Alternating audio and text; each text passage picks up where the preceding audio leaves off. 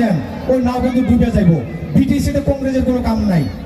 আমি অনুরোধ করি আপনাদেরকে, আপনাদের এই অঞ্চলের একটা ভোটও যাতে কংগ্রেসে যায় না। তার মানে আপনারাও যেটা বাধ্য হইলাম, হ্যাঁ, যে আমরা কি করি জানেন, যখন ইলেকশন আসে, ইলেকশনের আগে আগে মনে হয় আমাদের, হ্যাঁ, দুনিয়ার লিডার, বিভিন্ন দলের লিডার আমাদের অঞ্চলে আসে, আর আমাদের মানুষ হাগরামাসার আর হাগরামাসার, এখানে অন্য দলের কাম নাই। তালা চাবি, একটা টাইমে মুসলমান তালা চাবি দেখলে পাগল হইতো আজকের ডেটে, হ্যাঁ, আজকের ডেটে তালা চাবির কেন সব থেকে মুসলমানকে যদি কেউ খারাপ পায় ওই ব্যক্তিটা হলো পরমত বড়। আমি একদম স্পষ্ট ভাষায় বলছি, আমি চ্যালেঞ্জ দিয়ে বলছি। আচ্ছা যাই হোক, মানে আমি আর লম্বা করতে চাই না, ক্যান্ডিডেট আসছে, এই যে পানি আসবো, ক্যান্ডিডেট বলার দরকার আছে। তাই আমি আর একবার আপনাদেরকে অনুরোধ করি, বলার বহুত কিছুই ছিল, হ্যাঁ, কোয়ার বহুত কিছুই ছিল, আমি শেষ করলাম। এ তারিখ আপনারা নাঙ্গলের ছবিতে ভোট দিবেন না। এবার একটা স্লোগান ছোট্ট মিলা, বিবি এ জিন্দাবাদ, বিবি এ জিন্দাবাদ, জিন্দাবাদ জিন্দাবাদ, জিন্দাবাদ জিন্দাবাদ, জিন্দাবাদ জিন্দাবাদ, সরকারি জিন্দাবাদ, জিন্দাবাদ জিন্দাবাদ, সরকারি জিন্দাবাদ, জিন্দাবাদ জিন্দাবাদ,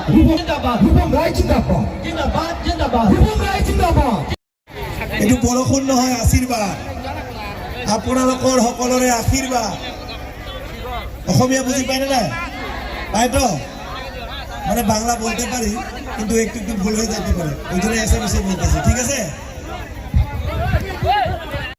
দিবলৈ এই ৰাতি আমাক বিপিএফ দলক বা মোক মৰম দিবলৈ আহিছে, তাৰ কাৰণে মই আন্তৰিক ধন্যবাদ জ্ঞাপন কৰিছোঁ। যোৱা কেইমাহমান আগতেই আপোনালোকে মৰম আৰু ভালপোৱা দি আৰু সহযোগিতা কৰি বিপিএফ দলৰ চৰকাৰক সহায় কৰাৰ কাৰণে আপোনালোকক মই আকৌ এবাৰ ধন্যবাদ জ্ঞাপন কৰিছোঁ আৰু আপোনালোকৰ কাৰণে জোৰছে হাত চাপৰি বিচাৰিছোঁ। আজিৰ পৰা 6 মাহমান আগতেই আপোনালোকে ইতিমধ্যে বিপিএফ দলক মৰম দি আপোনালোকৰ এই অঞ্চলৰে মৰমৰ প্ৰাৰ্থী তথা এই অঞ্চলৰ অভিভাৱক দনেশ্বৰ গয়াৰী ছাৰক ইয়াৰ পৰা জিকাই লৈ গৈ বিপিএফত চৰকাৰ বনাত সহায় কৰিছে, আৰু হাগ্ৰামা মহিলাৰী ডাঙৰীয়াক আকৌ এবাৰ যি চিফ বনোৱাত সহায় কৰিছে। তাৰ কাৰণে আপোনালোকৰ কাৰণে আমি কাম কৰিবলৈ আহিছোঁ, আৰু সেই কাম কৰিবৰ কাৰণে মই আপোনালোকৰ ওচৰত দুৱা আৰু আশীৰ্বাদ বিচাৰি আহিছোঁ। হাগ্ৰামা মহিলাৰী ডাঙৰীয়াই, আমাৰ সকলোৰে শ্ৰদ্ধাৰ বিটিচি প্ৰধানগৰাকীয়ে আৰু দনেশ্বৰ গয়াৰী ছাৰে বা বিপিএফ দলটোৱে বিটিচিখন নতুনকৈ গঢ়িব বিচাৰিছে। বুজি পাইছেনে নাই? বিটিচিটা হলে সুন্দৰভাৱে আগে আনিয়া যাইতে চাইতেছে, য'ত ইয়াত বসবাস কৰা বড়ো জনগোষ্ঠীৰ লগতে বাকী যিবিলাক জাতি জনগোষ্ঠী আছে সকলোকে একেলগে মিলা প্ৰীতিৰে লৈ যাব বিচাৰিছে। আৰু তাৰ কাৰণে এই বাওসংগীৰ দৰে এখন সুন্দৰ ফুলনিৰ বাগিচাৰ দৰে সমষ্টিটোত মোক ইয়াতে কেণ্ডিডেট হিচাপে থিয় কৰাইছে, যাতে আগন্তুক দিনত এই অঞ্চলত বসবাস কৰা বড়ো জনগোষ্ঠী, মুছলিম জনগোষ্ঠী, কোচ ৰাজবংশী, নেপালী, গাৰো, ৰাভা, বেংগলী, আদিবাসী, সান্তালী, যিমান জাতি জনগোষ্ঠী বিটিচিত থাকে সকলোকে লৈ যাতে মই আগবাঢ়ি যাব পাৰোঁ, সকলোৰে যাতে উন্নয়ন কৰিব পাৰোঁ, সকলোকে যাতে মিলা প্ৰীতিৰে ৰাখিব পাৰোঁ, তাৰ কাৰণে মোক বিপিএফ দলে তথা বিটিচি প্ৰধানগৰাকীয়ে ইয়াত প্ৰাৰ্থিত্ব প্ৰদান কৰিছে।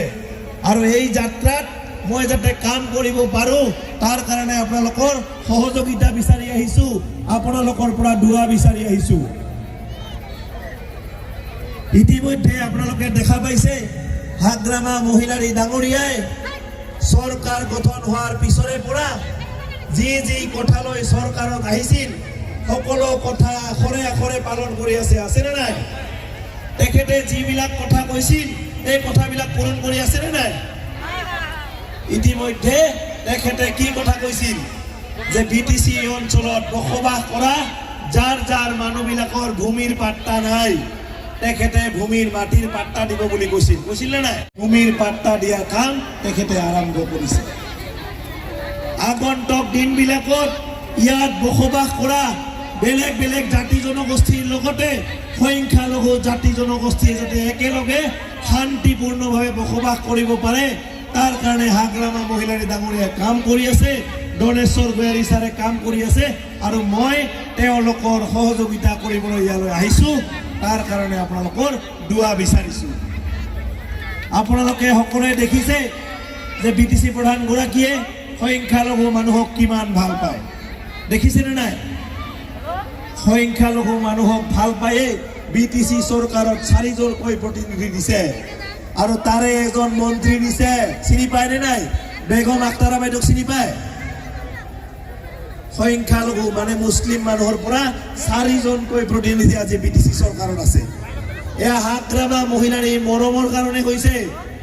4জনকৈ প্ৰতিনিধি কোনো চৰকাৰে নিদিয়ে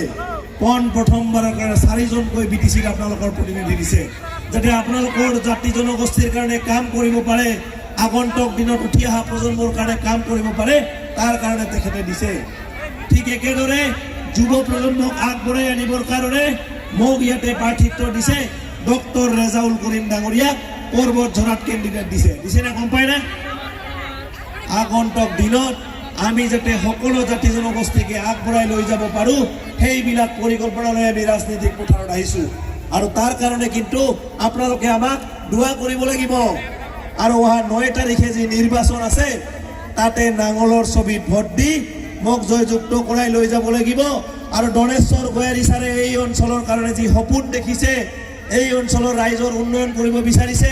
হাগ্ৰামা মহিলাৰ ডাঙৰীয়াই যি সপোন দেখিছে ইয়াত বসবাস কৰা প্ৰতিটো শ্ৰেণীৰ ৰাইজৰ যি উন্নয়ন কৰিব বিচাৰিছে তেখেতসকলৰ হাত শক্তিশালী কৰিব লাগিব আৰু তাৰ কাৰণে কিন্তু নাঙলৰ ছবিত ভোট দি 9 তাৰিখে মোক জিকাই লৈ যাব লাগিব জিকাবনে নাই ৰাইজ জিকাবনে নাই হাগ্ৰামা ছাৰৰ ওপৰত বিশ্বাস আছে নে নাই আৰু মোৰ ওপৰত বিশ্বাস আছে নে নাই মই আগন্তুক দিনত আপোনালোকৰ অঞ্চলৰ ল'ৰা হিচাপে কাম কৰি যাম নেতা হিচাপে নহয় আপোনালোকৰ এই গাঁৱৰ বেটা হিচাপে কাম কৰিবলৈ আহিছোঁ তাৰ কাৰণে মই দুৱা বিচাৰিছোঁ আপোনালোকে সকলোৱে জানে যে বিটিসিৰ উন্নয়নৰ কাৰণে হাগ্ৰামা মহিলা ডাঙৰীয়াই কাম কৰি আছে আৰু সেই কাম হ'ব তাৰ কাৰণে আমি আপোনালোকৰ ওচৰত আহিছোঁ ইয়াত থকা আমাৰ আই মাতৃ সকলোৱে জানে যে অৰুণোদয় কি দেয় জানেন আপনারা অরুণোদয় দেওয়ার একমাত্র মালিক হলো এমএলএ এই কথাটা আপনারা ভুলে যান না একমাত্র মালিক হলো এমএলএ যদি আগামী 9 তারিখ আপনারা যদি অরুণোদয় পান নাই আমি 100% আপনাদেরকে গ্যারান্টি দিলাম রূপম চন্দ্র রায় আপনাদের অরুণোদয় কিন্তু করাই দিব ঠিক আছে তো তাহলে রূপম চন্দ্র রায়ের জন্য একটা হাততালি দিবেন না আপনারা আরে হাততালি দেন আমিও বলবো আপনাদেরকে যে না জয়পুর অঞ্চলের মানুষ রূপম চন্দ্র রায়কে ভালোবাসে হ্যাঁ জয়পুর অঞ্চলের মানুষ বিপিএফ কে ভালোবাসে জয়পুর অঞ্চলের মানুষ নাঙ্গল ছবিকে ভালোবাসে মোকরাপাড়া অঞ্চলের মানুষ বিপিএফ কে ভালোবাসে মোকরাপাড়া অঞ্চলের মানুষ নাঙ্গলকে ভালোবাসে তাই না মোকরাপাড়া অঞ্চলের মানুষ মোকরাপাড়া ভাটিপাড়া অঞ্চলের মানুষ মহিলা বিশেষ মহিলা আপনারা যে হারে এই মিটিংয়ে আসছেন আমি তো নিশ্চিত 100% আমি নিশ্চিত আগামী 9 তারিখে নাঙ্গলের ছবি 100% ভোট আপনাদেরকে আপনারা দিবেন হ্যাঁ নাঙ্গল ছবিতে আমি একদম চাই কিন্তু নিশ্চিত যাই হোক বিটিসিতে কংগ্রেসের কোনো কাজ নাই কংগ্রেস হাতের চিহ্ন আমাদের মুসলমান আশা করি এখানে শেষ করলাম খুদা হাফেজ একদম খুব সহজভাৱে নিজৰ ভাষাত বক্তব্য দিয়াৰ কাৰণে ছাৰক বহুত বহুত ধন্যবাদ ইয়াৰ পিছত আমাৰ চেণ্ট্ৰেল অহা 9 তাৰিখত MCLA প্ৰাক্তন EM শ্ৰীযুত দনেশ্বৰ গোহাৰী ডাঙৰীয়া আমাৰ মাজত উপস্থিত আছে আমাৰ বিভিন্ন পৰ্যায়ৰ বিষয়ববীয়াসকল সন্মুখত থকা আই মাতৃসকল শ্ৰদ্ধা ৰাইজ প্ৰথমতে মই লোক লৈ সালাম যাচিছোঁ আসসালামু আলাইকুম